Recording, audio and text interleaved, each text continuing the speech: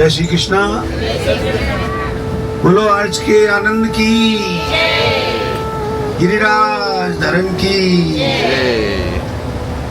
हम लोग श्री गिरिराज जी जा रहे हैं और गिरिराज जी की महिमा तो आप सभी लोग जानते हैं और थोड़ा मैं भी उसके बारे में बता देता हूँ। एक गिरिराज जी का श्लोक बोल देता हूँ। गोविंदम गोकुलानंदम गोपालम गोपवल्लभम गोवर्धनधरम धीरम तम वंदे गोमती प्रियम। श्री कृष्ण गोविंद हरे मुरारी, हे नाथ नारायण वासुदेव, हे नाथ नारायण वासुदेव, हे नाथ नारायण वासुदेव। भगवान को प्रार्थना ही प्रिय है और अहंकार अप्रिय है। जिसने भी अहंकार किया उसको जो है नामोनिशान ही खत्म कर दिया उसका, चाहे कंस हो, चाहे रावण हो, चाहे कोई भी हो। इसीलिए भगवान को प्रार्थना प्रिय है और प्रार्थना ही करते हैं। और जो आरती करते हैं हम लोग, ये प्रार्थना ही है। गिरिराज जी के बारे में दो कथाएं हैं, जैसा कि हमारे गुरुदेव ने हमें बताया। एक तो हनुमान जी से प्रेरित कथा है, जिस समय जो है रामेश्वरम की स्थापना कर रहे थे श्री राम, तो वहां तो पर्वत है नहीं रामेश्वरम में। तो जब पत्थरों की जरूरत पड़ रही थी तो अपना अपना ग्रुप लेकर के वानर सेना, यूथपति जो थे ग्रुप लीडर, वो अपने अपने ग्रुप को लेकर के पत्थर ढो रहे थे। तो हनुमान जी का जब नंबर आया, हनुमान जी के साथ में जितने लोग थे, क्योंकि ये सिद्ध हो चुका है कि ये गिरिराज जी के जो पत्थर हैं वो बाहर से लाए गए हैं, क्योंकि यहाँ जो अरावली पर्वत की श्रेणियां हैं आगे तक, और अरावली में इस टाइप का पत्थर नहीं मिलता। ये पत्थर ला करके रखा गया है और ये वैज्ञानिकों ने भी सिद्ध कर दिया है कि ये यहाँ का, इस इलाके का ये स्टोन नहीं है। तो जब हनुमान जी लेकर के वहां से चले तो वहां से मैसेज आया, बोले जहां जिसके पास में पत्थर हैं वो वहीं रख दो, तो यहाँ दूसरा छोटा हिमालय बन जाएगा और रामेश्वरम का कार्य पूरा हो चुका है। जब हनुमान जी ने कहा भाई यहीं रहो, तो पहले ये सब लोग बात करते थे।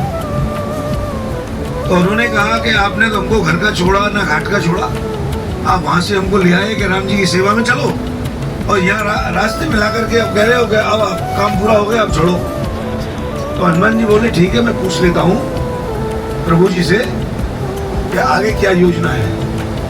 तो हनुमान जी ने पूछा उनसे। अब ये तो नहीं बताया उन्होंने कि ध्यानपूर्वक पूछा या पवन पुत्र है चाकर के पूछा। तो बोले भाई ये कह रहे हैं हमारे प्रभु कि अगला अवतार लेंगे तो तुम्हें दर्शन देंगे, तब तक तुम यहाँ ब्रज में रह करके तपस्या करो। तो जब भगवान कृष्ण अवतार हुए तो जब यहाँ लीला की, तो इसीलिए इस इलाके को सबको ब्रज कहते हैं। ब्रज का मतलब है जिसकी रज में अमृत है उसे ब्रज कहते हैं। भगवान ने बाल लीलाएं की है यहाँ और 25 वर्ष तक यहाँ रहे हैं।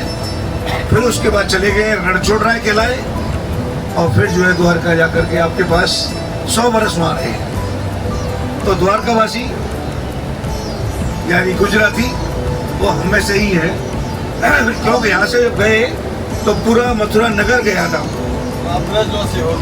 केवल कृष्ण बलराम नहीं गए थे, वो तो सबको लेकर गए थे और सबको वहां लेकर के गए थे। तो इसका मतलब है जब पीढ़ी दर पीढ़ी चलते रहे तो जो हमारा जो है ब्रीड है तो आपसे मिलता जुलता है। वासुदेव हे नाथ नारायण वासुदेव, हे नाथ नारायण वासुदेव। गिरिराज जी की यहाँ से परिक्रमा शुरू करते हैं, उसको दान घाटी कहते हैं। दान घाटी इसलिए कहते हैं, भगवान कृष्ण ने विचार किया, बोले गोपियां जो है मेक मनी सिस्टम करती रहती हैं, बस पैसा कमाओ पैसा कमाओ पैसा कमाओ। अपने बच्चों को देती नहीं है, इतना दूध दही मक्खन होता है, योगर्ट होता है, उसको लेती है और जो कंस के पहलवानों के लिए कंस खरीदता था उनको बेचने के लिए जाती है, तो उन्होंने कहा इन पे टैक्स लगाओ। छोटे ही थे कृष्ण, तो उन्होंने रास्ता रोक लिया गोपियों का, बोले दान दो।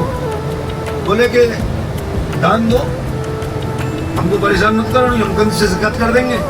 बोले ठीक है कोई बात नहीं है। बोले इनकी मटकी फोड़ दो, नीचे गिरेगा, हम भी खाएंगे, बंदर भी खाएंगे। तो कहते हैं बालक का और बंदर का एक सा स्वभाव होता है। मेरा ग्रैंडसन है, वो 2 साल का है, बिल्कुल डिट्टो है। कभी यहाँ उछलेगा, कभी वहाँ उछलेगा, कभी। मैं अभी गोवर्धन की 2 कथाएं बताई। और आप तो जानते होंगे शालिग्राम, शालिग्राम गंडकी नदी से निकलते हैं नेपाल से, और वो जो है विष्णु स्वरूप माने जाते हैं। विष्णु स्वरूप में उसकी पूजा होती है। ये दुनिया का सबसे बड़ा शालिग्राम है। अनंत शयनम होता है ना, अनंत का मतलब है शेषनाग। और जब भगवान विष्णु शेषनाग पे शयन करते हैं, इस टाइप का इनका जो है सीन है। इनकी जो परिक्रमा है गोल नहीं है, इलेप्टिकल है, अंडाकार। और हमारी पृथ्वी जो है अंडाकार के रूप में ही जो है ब्रह्मांड में चक्कर लगाती है, अपनी धुरी पे घूमती है, तो दिन रात हो जाते हैं। और जब वो चक्कर लगा लेती है तो वर्ष हो जाता है पूरा। तो फिर उसमें अलग अलग सीजन होते हैं, गर्मी, सर्दी, बारिश। तो जिस तरह से हमारी सृष्टि पूरी जो है क्लॉक वाइज चल रही है, इसी तरह से इसकी परिक्रमा जो लगाते हैं क्लॉक वाइज लगाते हैं, क्योंकि एंटी क्लॉक वाइज कुछ भी नहीं है पूरी दुनिया में। तो परिक्रमा लगाने का महत्व ये है कि हम भगवान के मंदिर जो हमारे बनाए हुए हैं ज्यादातर पूरी दुनिया में, उनको प्राण प्रतिष्ठित करना पड़ता है।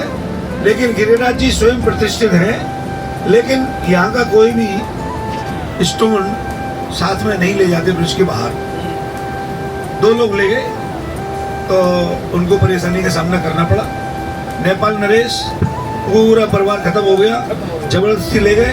यहाँ के ब्राह्मणों ने मना किया।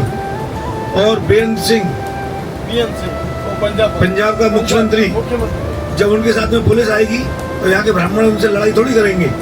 वो उनकी मैडम जबरदस्ती ले गई और उनको भी। तो ऐसा हमारे यहाँ विश्वास है, ब्रिज के बाहर इनको नहीं ले जाते हैं। ब्रिजराज ले जा सकते हैं, गोकुल जाते हैं ना, पेड़ा मिलता है मिट्टी का, तो ब्रिजराज ले जाते हैं और उसको घोल करके चंदन भी लगाते हैं और अपनी पूजा घर में रखते हैं। लेकिन गिरिराज जी नहीं जाते, और गिरिराज जी को ले जाना नहीं चाहिए। यहाँ आओ और ध्यान भी करो, तो अपने घर पे ध्यान कर सकते हैं, वो तो सब जगह मौजूद है।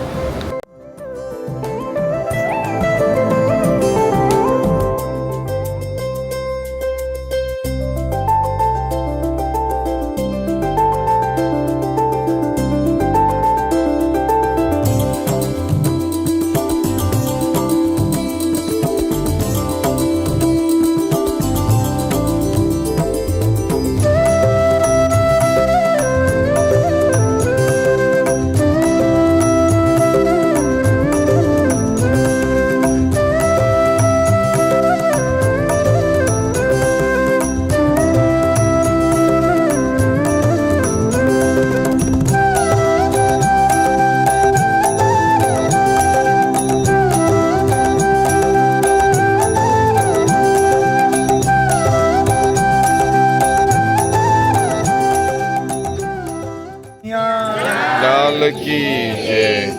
हम जो जहाँ आए हैं, ये स्थान को बोलते हैं गया प्रसाद जी की समाधि। पहले मैं बताऊँ गया प्रसाद जी हैं कौन। बहुत अच्छे संत हैं, और वैसे तो हमारे यहाँ सब लोग क्रीमेशन करते हैं, बरीड नहीं करते। बरीड तो दूसरे धर्मों में करते हैं, आपको सब मालूम, चाहे क्रिश्चियन हो चाहे मुस्लिम हो। हमारे यहाँ तो बर्निंग करते हैं ना। लेकिन सेनोटैफ बनाते हैं उनकी याद में, उसको भी हम लोग समाधि बोलते हैं। वो तो वहाँ चला गया, लेकिन वो ग्रेट पर्सन है तो उसका बनाते हैं। गया प्रसाद जी कौन है मैं ये बताऊँ आपको। मथुरा से 40 किलोमीटर ईस्ट में, अब तो जिला बन गया है, उसको कहते हैं हाथरस। उसका कई बार नाम बदल दिया, जब मायावती मुख्यमंत्री बनती है तो महामाया नगर बता देते हैं, और जब अखिलेश या मुलायम सिंह बनते थे तो उसका हाथरस कर देते हैं। तो कितना जो है पेपर वेस्टेज होता है, क्योंकि सरकारी कामकाज सब जिले के नाम से होता है, वो डिस्ट्रिक्ट हो गया है।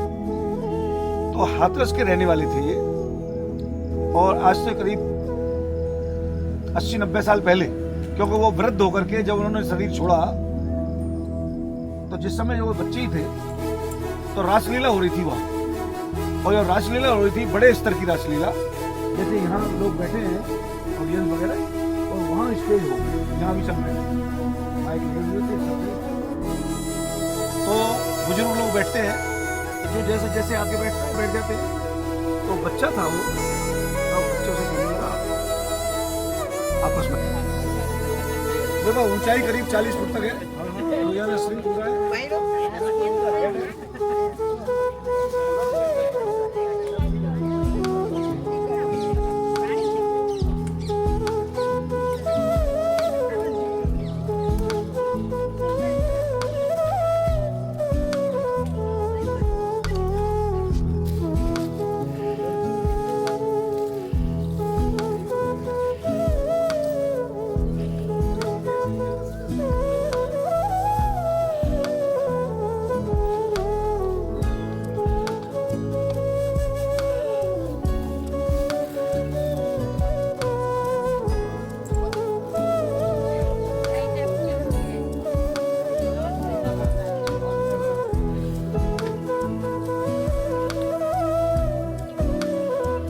વિના ગણજે આ કેટલામું થયું? આપણા પેલું ચાલુ છે અમારે બીજું થયું. શાક કરી નાખવાના શાક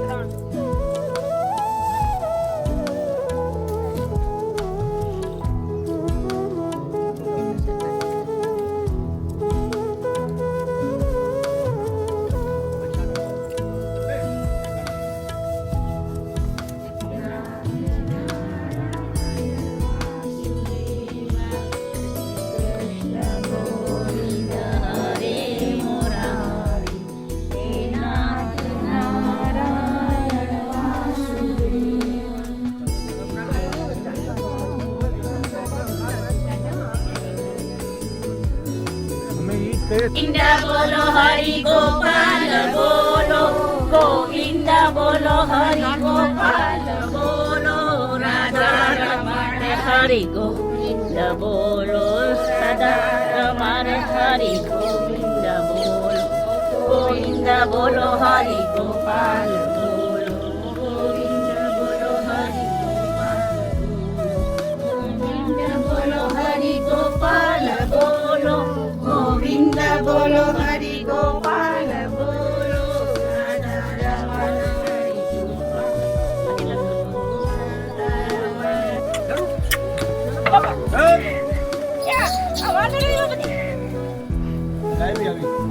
दूर फेंकना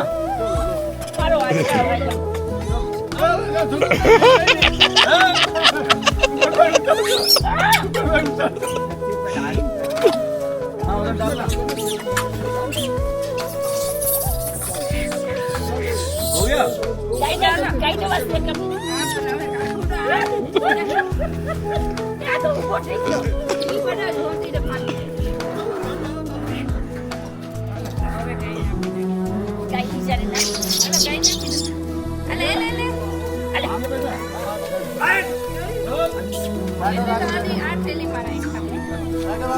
चलते चलते डालना, बैठो चलते डालना,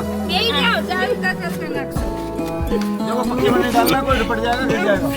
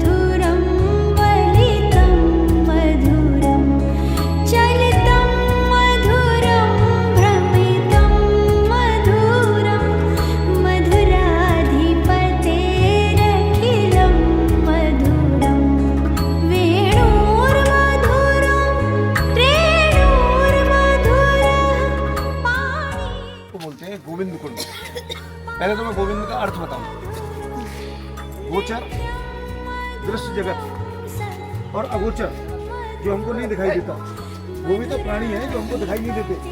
देखते हैं ना, वो लेंस से देखते हैं और उससे देखते हैं डॉक्टर लोग, क्या कहते हैं, टेलीस्कोप। वो दृश्य जगत और अदृश्य जगत, उसका जो बिंदु है उसको गोविंद कहते हैं। और वो कौन है? वो कृष्ण कहते हैं। गोविंद इसलिए कहते हैं उनको। दूसरी बात क्या है, जिस समय भगवान ने उठाया 7 दिन 7 रात्रि, समझे, तो भगवान को बहुत क्रोध हो गया इंद्र के पास। तो इंद्र की हिम्मत नहीं पड़ी उसके पास आने की। तो उन्होंने कहा कैसे करूं, मैं कैसे जाऊं? ब्रह्मा जी से बोले कि मेरी हिम्मत नहीं है उनके पास जाने की। तो जब ब्रह्मा जी से बात करते हैं, कृष्ण का नहीं है, तो एक बार ब्रह्मा जी को मोह हुआ था ना, आपने भागवत कथा सुनी होगी। तो उनसे तो थ्रू आउट संस्कृत बोलते हैं और ग्वाल वालों से अपना ब्रजभाषा बोलते हैं। तो इंद्र जब नहीं आने को तैयार हुआ तो ब्रह्मा जी ने कहा कि वो गाय की सेवा करते हैं, उनका नाम गोपाल है, इसलिए गाय को भेजो।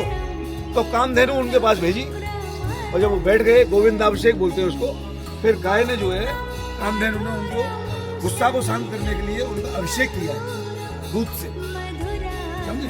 तो ये जो पुण्य बना हुआ है ये उसी समय का है, गोविंद पुण्य कहते हैं। इसीलिए वो मैं जो बोला था ना, गोविंदम गोकुलानंदम गोपालम गोपवल्लभम गोवर्धन धर्म धीरम तम वंदे गोविंद प्रियम, ये यही का श्लोक है। अब चलते हैं आगे श्रीनाथ जी का मंदिर।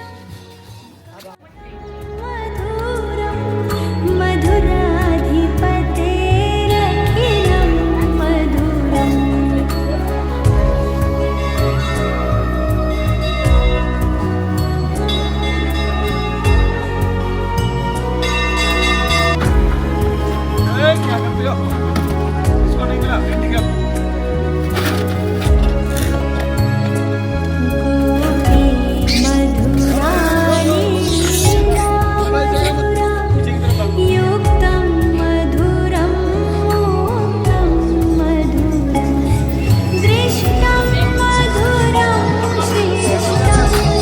એમને આમ પકડો, પકડો, આમ પકડો, પકડો, પકડો, આમ પકડો, ઊંચો પકડો, પકડો,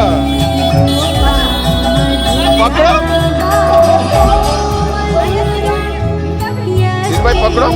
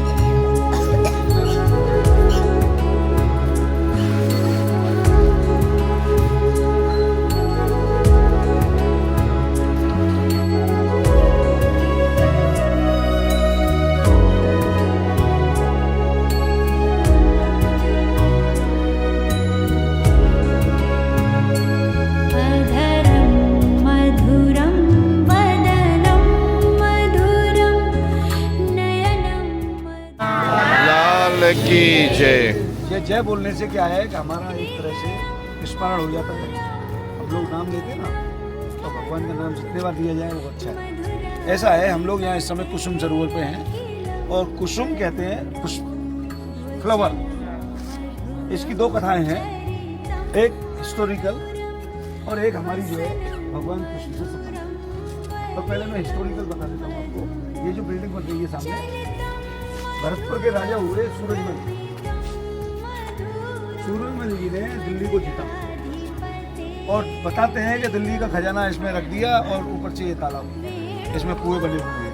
लोग कहते हैं उस समय हम तो थे 1764 में उनके बेटे हुए जवाहर सिंह, उन्होंने ये अपने पिताजी की समाधि बनाई थी, वाली सूरजमल जी की समाधि है। मैंने बताया ना, सेनोटैप्स क्रिमेशन हुआ भरतपुर, लेकिन उनकी याद में ये बनाया। एक तरफ में एक माता जी है, एक दूसरी तरफ में दूसरी माता जी है। सूरजमल जी की 2 पत्नी थी, एक कुमार करके था, राजकुमार सिद्धि कुमार ऐसा करके नाम भूल गया। एक तरफ में एक पत्नी है, एक तरफ में जवाहर सिंह जी की 2 माताओं का जमाना। तो ये तो बना हुआ है हिस्टोरिकल। अर्जुन महाराज ने बताया इस समय ये ASI के अंडर में आर्कोलॉजिकल सर्वे ऑफ इंडिया, इसलिए रास्ता बंद कर दिया है। यहाँ हम नहाए हैं, खूब कूद करके नहाते थे, बहुत गहरा है, इसमें कुछ लोग डूब गए तो इसलिए बैन लगा दिया है कि लोग नहाएंगे नहीं, और कह दिया है कि बहुत गहरा है इसलिए नहाना मना है। अब ये रख रखाव कर रहा है इसको ASI, तो इसलिए इसमें जो है लाइटिंग वगैरह की सारी व्यवस्था करना है, आगे डेवलपमेंट चल रहा है। तो अंदर जाने नहीं देते, नहीं हम पहले ऊपर जाते थे, उसमें चित्रकारी बनी हुई है ऊपर में, अंदर में सब पेंटिंग भगवान कृष्ण की लीला है। अच्छा, भगवान राधा कृष्ण से जुड़ा हुआ जो कहानी है वो मैं आपको बताऊँ। एक बार जो है यहाँ पीछे जो है गार्डन था, राधा रानी अपनी सखियों के साथ में यहाँ आई, बाजू में राधापुर बोलते, तो वो अपनी सखियों के साथ में जब वो फूल तोड़ने लगी तो भगवान कृष्ण को मजाक छुआ, उन्होंने बड़ी सी टर्बन पगड़ी और पूछे लगा के लेकर के वो चौकीदार बन गया। तो चौकीदार बन के आ गए तो राधा रानी के सामने उन्होंने तो मालूम है कि किससे बात करनी है, और उनसे बात करना तो बेकार है, लीडर से बात करो ना। सावधान, आप किसके कहने से फूल तोड़ रहे हैं, आपने किसी से परमिशन ली? तो राधा रानी एकदम घबरा गई, उनके जो झोली में पुष्प थे वो गिर गए। तो उनकी जो सहेलियाँ थी ना, अष्टसखी, ललिता, विशाखा, चंपकलता, ये सब तो उनके साथ रहती थी, तो उसमें ललिता और विशाखा दो थी ना, वो बहुत एक्टिव थी, बहुत ज़्यादा चतुर थी, वो क्लेवर। और चारों तरफ से हमने सराउंडिंग टू हिम, भगवान कृष्ण को चारों तरफ से घेर लिया, पीछे देखा तो बंसी लगी हुई थी, उसने बंसी खींची, चोरी पकड़ी गई। बोले कि राधा डरने का काम नहीं है, ये तो कन्हैया है। एक ने उसकी मूंछ पकड़ी, ए मूंछ हटा, ये सब नकली। एक ने उसकी पकड़ी तो हंसी दया हो गया। तो इसीलिए इसको कुछ कहते हैं, राधा जी ने अष्टसखियों के साथ में पुष्प चुने हैं पीछे की साइड से, और इसको कुसुम सरोवर बोलते हैं। अभी हम बैठते हैं, पूजा गाड़ी भी करते हैं, आगे के प्रोग्राम नाश्ता के बाद में। कोस में 4 गाम निज धाम, वृंदावन और मधुपुरी, बरसानो नंदगाम। नंदगाम मीन्स पुराना गोकुल, जो पहले नंद बाबा वहाँ रहते थे ना, उसका गांव का नाम था गोकुल। और गोकुल नाम कैसे पड़ा? नंद बाबा वैसे उसको कहते थे नंदगांव। उन्होंने एक बार गुरु गर्गाचार्य जी से पूछा, बोले महाराज हमारे बाद में इस गांव का नाम बदल देंगे, और ऐसा होता है, अभी मद्रास का नाम चेन्नई हो गया, ऐसे नाम बदल जाते हैं, तो इसलिए इसका ऐसा नाम परमानेंट रखो कि इसका नाम ना बदला जाए। बोले ये ऐसा है कि तुम लोग गायों की सेवा करते हो, ग्वाला हो, तो इसलिए इसका नाम रख देते हैं गौकुल। गाय को कहते हैं ना गौ, तो बोलते बोलते वो गोकुल हो गया।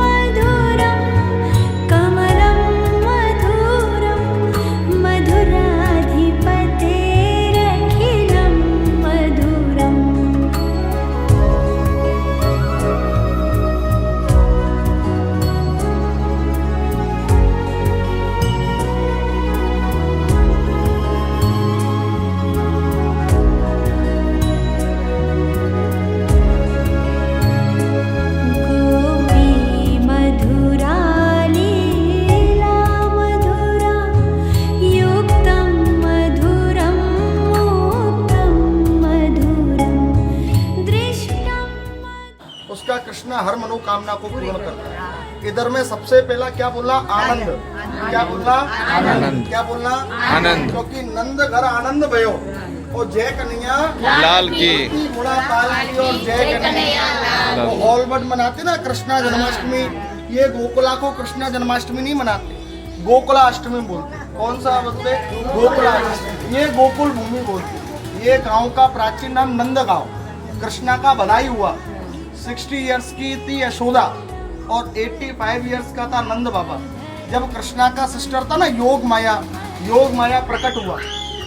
इधर योग माया ने प्रकट लिया, उधर कृष्णा ने प्रकट लिया। योग माया की माया से कृष्णा गोकुल में पधारा। योग माया अपना माया नहीं रचाती तो कभी कृष्णा गोकुल नहीं आया। बोलो गोपाल कृष्ण महाराज की। संसार में मिलेगा कृष्णा पर गोकुल में कृष्णा नहीं। इधर को बाल कृष्ण, इधर को बोलते लड्डू गोपाल। अभी हमने क्या बोला? जय गोपाल बोला कि नहीं? तो इधर को गोपाल या गायों का रक्षा किया। स्वयं ग्वारिया बने, स्वयं गायों को चराया भगवान ने। कौन चराए? गारिया। गैयाओं का गोबर उठाया, उनके लिए सानी लगाया, उनको भोजन भी कराया। जब खुद में भोजन किया, मैया बोलती थी कि धूप पड़ता है, छाता ले जा लगाने के लिए। तो मैया से बोले मेरा गाय धूप में डोलेगा। तो मैं भी धूप में जाऊं। मैया बोलती थी कि पैरों में पहन जा कुछ, तो गोपाल बोलता था कि मेरा गाय नंगा पांव डोलेगी, मेरा बछड़ा नंगा पांव डोलेगा, तो मैं भी नंगा पांव जाऊं। तो भगवान कैसा बना? आनंद जैसा। कैसा बना? जो मनुष्य कृष्ण का गांव में आके आनंद बोलता है, उसका जीवन में आनंद का कभी कमी नहीं आता है। बोलो आज के आनंद की जय। ये जो आनंद मिला है, ये आपके कृपा से नहीं मिला, आपके भजन से नहीं मिला, आपके पैसे से नहीं मिला। ये किसका कृपा हुआ? थोड़ा थोड़ा इधर आओ। सबसे पहला कृपा हुआ अपना आई बड़े का, माता और पिता का। माता पिता अगर कृपा नहीं करते तो हम लोग तीर्थ नहीं करते। माता बगैर जन्म नहीं, पिता बगैर पालन और गुरु बगैर ज्ञान। हम लोग आप लोग कृष्ण को मानते हैं, राम को मानते हैं, शंकर को मानते हैं। उनको बतलाने वाले कौन? माता पिता ने बताया ये कृष्ण जी है तो उनको जय श्री कृष्णा बोलते हैं। ये राम जी है उनको जय श्री राम बोलते हैं। शंकर जी को जय श्री बोलते हैं, जय महादेव बोलते हैं। तो माता पिता ने बताया। जब हम तीर्थ करने आए तो आज उनका कृपा हुआ, उनके आशीर्वाद से माया कमाया। ये पूरा गांव हंसा और पूरा संसार हंसा। और भजन क्या गाया? हाथी घोड़ा पाल की जय कन्हैया लाल की, नंद घर आनंद भयो जय कन्हैया लाल की। तो आनंद को हम लोग आप लोग क्या बोलते हैं? खुशी और उल्लास। जो मनुष्य यहाँ हंसी खुशी रहता है तो उसको नारायण हमेशा संसार में हंसी खुशी रखता है। कष्ट सबके पास है, पैसे वाले के भी पास है और गरीब के भी पास है। तो कष्ट का तो साथ लेके चलना पड़ेगा, क्योंकि कलयुग है। कलयुग में तो हर मनुष्य को कष्ट मिलेगा। बड़ा बड़ा मठाधीश को भी मिलेगा और नीचे रहने वाले को भी मिलेगा। बोलो लड्डू गोपाल की। और वो कष्ट के साथ आनंद का नाम लेके जिए तो वो कष्ट भी मिट जाता है, क्योंकि आनंद हमारे साथ है। ये संसार का पालनहार हमारा साथ है। गोपाल कृष्ण राधे कृष्ण गोपाल कृष्ण राधे कृष्ण गोपाल कृष्ण राधे कृष्ण गोपाल कृष्ण राधे कृष्ण गोपाल कृष्ण राधे कृष्ण गोपाल कृष्ण राधे कृष्ण गोपाल कृष्ण राधे कृष्ण राधे राधे राधे। बोलो राधा रानी की जय। कृष्ण कन्हैया लाल की जय। गोपाल की जय। सभी जन नाच कर लो।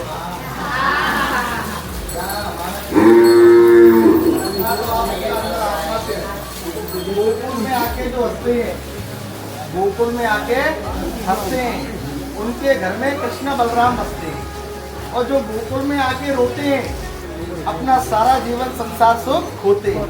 तो यहाँ खोने कोई नहीं आया, सब लोग यहाँ कृष्णा का चरण भक्ति पाने आए, आनंद लेने के लिए आए। तो यहाँ हंसी खुशी होना और यहाँ से जाने के बाद इतना हंसी खुशी होना कि ठाकुर जी हमको दोबारा बुलाए। और ऐसे ही हमारा जीवन, हमारा कुल, हमारा कुटुंब और हमको देखने वाला मनुष्य भी हंसी खुशी हमेशा रहे। बोलो लड्डू गोपाल की। प्रभु सबके पहले सबके साथ अच्छा करना और बाद में मेरे साथ अच्छा करना। तो ये तो जो ठाकुर जी जो धारणा करता है तो वो तो इस कलयुग के कली काल से पार हो जाता है। और जो बोलता है ना मैं तो द्वापर में भी किसी का नहीं चला और त्रेता युग में भी किसी का नहीं, तो कलयुग में कहां से चले। हाँ ये मैं मानता हूँ कि कलयुग में बुरी शक्तियों का प्रभाव है, पर उनसे ज्यादा अच्छी शक्तियों का प्रभाव है। तो जल्दी जल्दी में हम यहाँ ठाकुर जी के घर में बोलते हैं गोकुल, पर गोकुल नाम क्या है? बोलो गौलोक धाम की।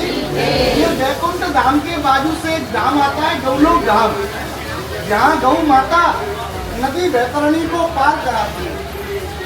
कौन सी नदी पड़ती है? बैतरणी नदी। जिस बैतरणी नदी का वर्णन आता है गरुड़ पुराण के अंदर में, पकड़ के ब्राह्मण को दान कर। अन्यथा भाई को भी नहीं मिलेगा, माँ को भी नहीं मिलेगा, पिता को भी नहीं मिलेगा, बहन को भी नहीं मिलेगा, किसी को भी नहीं मिलेगा। बस उसी मनुष्य को मिलेगा जिसने पूछ पकड़ के ब्राह्मण को दिया है।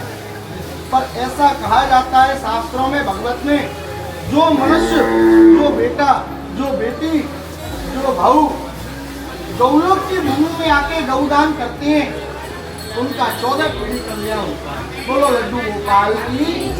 विवाहित हो तो 14 और नहीं विवाहित नहीं है तो उनका 7 पीढ़ी का कल्याण। 4थी पीढ़ी में तो स्वयं करते हैं। 3 हमसे पहले चले गए, और 3 हमसे आगे आने वाले आए हैं। ऐसे ही हमको हमारे परिवार को अपने तीर्थ में बुलाते रहना, ऐसे ही आनंद कराते रहना। बोलो लड्डू गोपाल की, वो नंदी गाय वो पूरे जीवन में एक बार बच्चा करती है, वो नंदी गाय। और पूरे जीवन में जब ये साल में एक दिन आता ना जन्माष्टमी, वो ही दिन भूख करती है कृष्णा प्रेम के लिए। उसका बस इधर से दर्शन करेंगे और यहीं से ही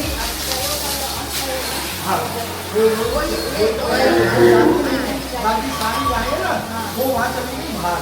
यहाँ का जो नंद बाबा के जो खेत है ना, अपने मस्तक पे लगाना। माता पिता और गुरु, ये 3 भक्त को जरूर याद करना, क्योंकि ये नहीं होते तो हम नहीं होते। आज हम तीर्थ में आए तो माता पिता की कृपा से आए हैं। मुख से बोलो मातृ देवो भव, पितृ देवो भव, आचार्य देवो भव। हे नारायण, आनंद हो, आनंद हो, आनंद हो। और ऐसा इसको बंद करना। अब ना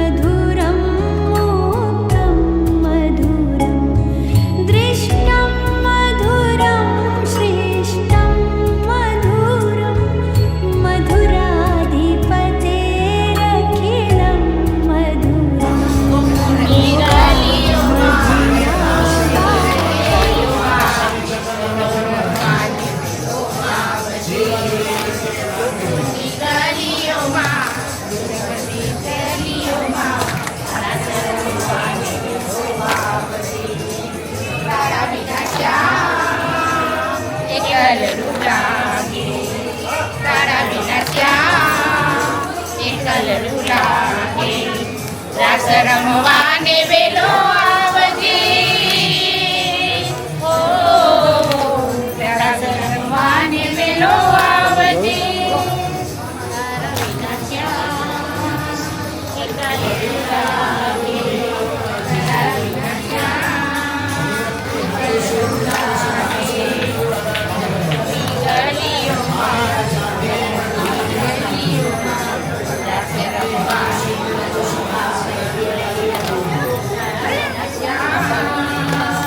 કલરુ લાગે, તારા વિના શ્યામ એક કલરુ લાગે, રાસ રમવાને વેલો આવજે,